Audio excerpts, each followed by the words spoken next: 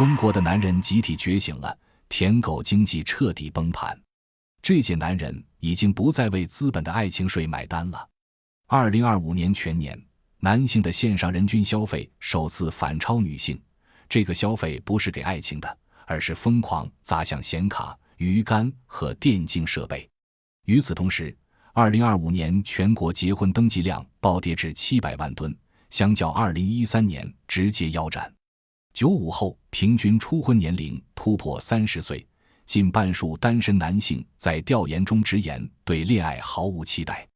这不是简单的消费迁移或者婚恋降温，而是一代男性对资本构建的情感剥削体系发起的总反攻，且这场反攻在2026年已呈现出不可逆的深化趋势。资本对男性的驯化是一场持续半个世纪的情感之谜。从20世纪80年代起，房地产商就将婚房与男性责任深度绑定，且钻石品牌用爱情恒久远，一颗永流传的广告语将碳晶体包装成爱情图腾，再到婚庆产业把婚礼打造成男性经济实力的现场秀，资本一步步将男性拖入买房等于担当，送礼等于爱意，高消费就等于成功的叙事陷阱。某钻石品牌靠这套逻辑收割千亿利润，其成本不足1000元的钻戒能标价数万元，直到2025年男性觉醒后，该品牌净利润近乎归零。进入2026年上半年，该品牌营收再降 30%， 多家线下门店关停，堪称资本叙事破产的活标本。在职场维度，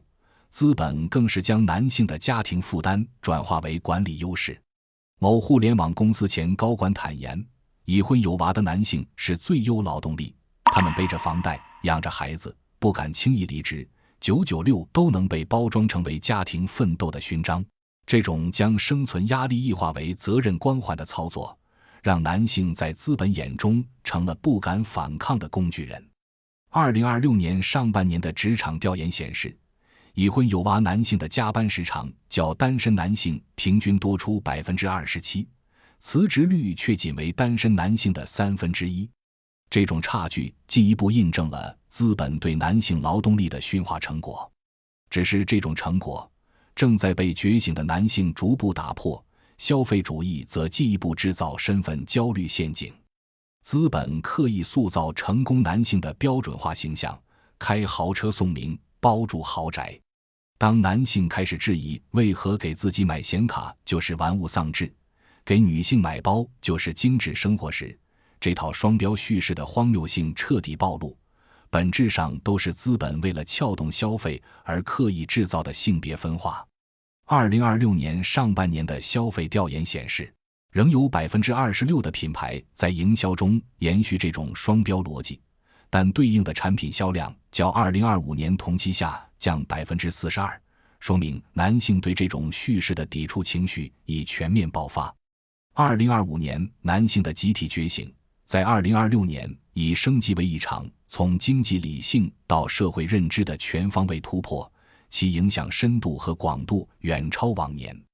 第一，经济账的彻底清算是觉醒的起点。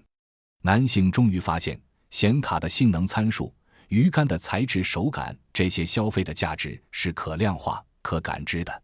而资本定义的浪漫，不过是让自己沦为二手平台上为拆封奢侈品礼盒的冤大头。2025年，黑神话，悟空90亿销售额中 80% 来自男性，男性护肤品销量年涨 45%， 公路自行车销量翻3倍，步入2026年第一季度。男性电竞设备消费同比增长 57%， 户外装备消费同比增长 63%， 男性个户品牌营收同比增长 60%。 这些数据背后是男性对为自己消费的价值重估，且这种重估已形成稳定的消费习惯。第二，婚恋观的重构是觉醒的核心。当买房是义务，送礼是考核，养家是底线的规则将男性异化为家庭提款机，越来越多男性选择退出这场不公平的交易。2025年，共同买房、列消费、分工带娃的情侣比例大幅上升。这种模式的本质是对男性单向付出叙事的解构，让婚恋回归人与人的情感连接，而非资本主导的交易场。第三，性别平等的深层推动是觉醒的延伸。男性摆脱提款机角色，客观上也为女性松绑。资本塑造的完美伴侣幻想与精致女性幻想同时破产，两性才有机会建立基于尊重与平等的真实连接。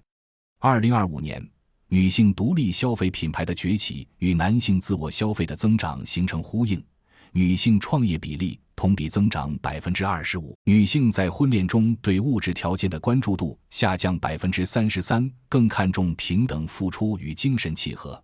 这种双向觉醒正是社会进步的重要体现。二狗经济的崩盘在2025年引发初步震荡，而在2026年已形成一系列不可逆的连锁反应，深刻改变着行业生态与社会关系。第一，行业生态的剧烈震荡。首当其冲、依赖情感消费的珠宝和婚庆行业持续低迷。2025年，某头部婚庆公司营收同比下降 60%。2026年上半年，该行业整体营收再降 35%， 近30%中小婚庆公司倒闭。与之形成鲜明对比的是，电竞、户外装备、男性客户市场迎来爆发式增长。2025年市场规模突破万亿，2026年第一季度已突破4500亿，预计全年将达到15000亿元。资本曾经靠编故事赚暴利的赛道集体遇冷，而靠硬实力竞争的领域迎来黄金发展期。这种洗牌本质是市场对价值泡沫的挤压，也是消费理性回归的必然结果。第二，社会关系的底层重构正在发生。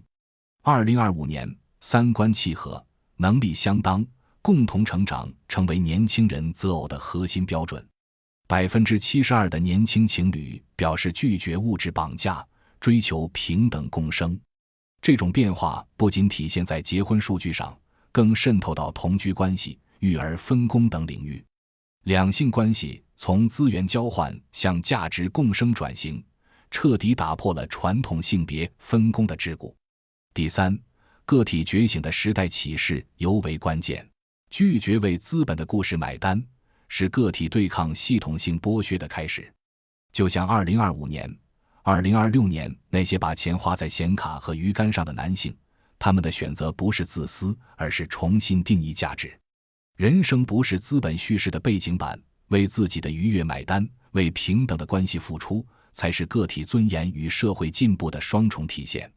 根据社会调研显示，71%的人认为男性觉醒不是逃避责任，而是对不合理规则的反抗。这种认知的普及，正在推动整个社会向更理性、更平等的方向发展。这场男性的集体觉醒，撕开的不仅是舔狗经济的泡沫，更是资本对人性的深度绑架。